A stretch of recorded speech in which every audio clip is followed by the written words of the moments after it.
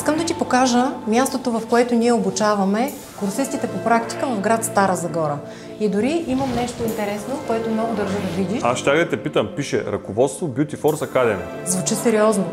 Той изглежда сериозно, много голяма литература. Какво е това? Точно така. Това е теоретичната част, по която минават модул по модул нашите курсисти.